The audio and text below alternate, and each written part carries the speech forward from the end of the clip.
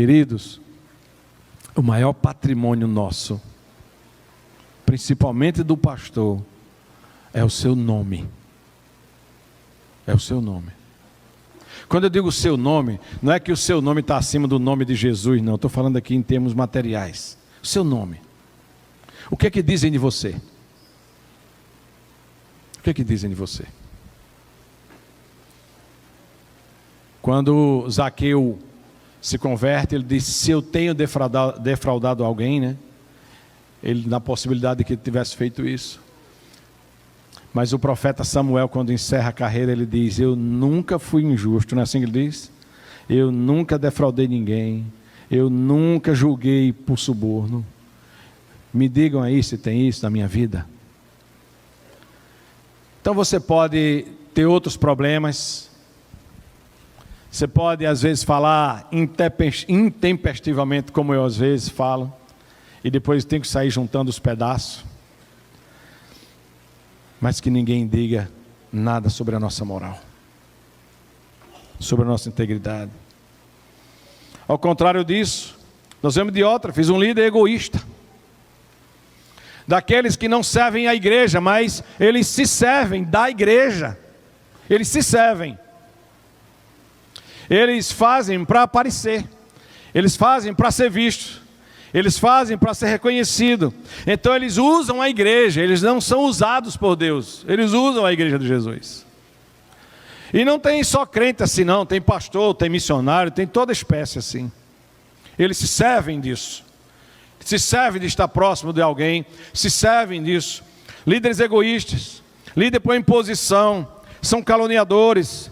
Não fazia e nem deixava ninguém fazer. E nós vimos esse dia, quando o pastor Fabrício deu a oficina sobre a igreja, né? Sobre os destravamentos da vida da igreja, do crescimento das estações da igreja, vou usar essa expressão.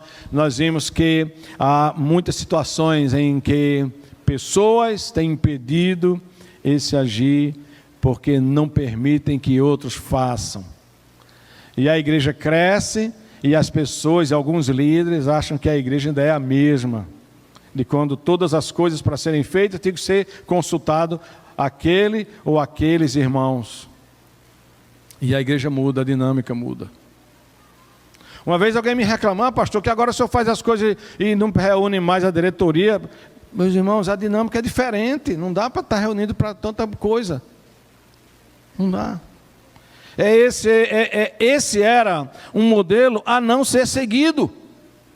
Mas nós precisamos ser modelo a ser seguidos. Um líder motivado pelo orgulho, assim era ele. Mas quando ele fala de Demétrio, um irmão de excelente reputação. Uma vida a ser imitada. Todos que o conheciam falavam bem dele. Amavam-no e agradeciam a Deus por sua vida e ministério consistente. Ser fiel, ser correto diante de Deus, não é não ter defeito. A diferença entre alguém que tem Jesus e alguém que não tem está em como você trata quando você erra. Você errou, o que você fez? Depois, reconheceu, pediu perdão. O que você fez? O que você fez? Muitas vezes eu já tive de pedir perdão diante de Deus e diante da igreja. Muitas vezes. Outro dia estávamos reunidos num retiro de carnaval, o último que nós tivemos, depois da pandemia nós não fizemos mais. E aí aconteceu uma situação em que eu exagerei aqui nas palavras com uma pessoa assim diretamente lá no retiro. E eu falei assim, tão enjoado, tão chato, que foi preciso se levantar, chegar perto de mim e dizer assim: é como você está falando, não é o que você está falando. E aí quando ela falou isso eu entendi. E aí, como diz outro, aí a ficha caiu. Aí eu reconheci que eu tinha pisado na bola. Naquela manhã do retiro, Deus quebrantou meu coração. Eu fiquei envergonhado. Comecei a chorar.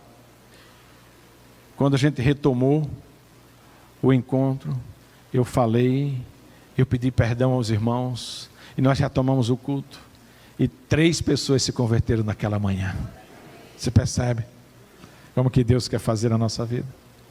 Mas Deus faz para a glória dEle.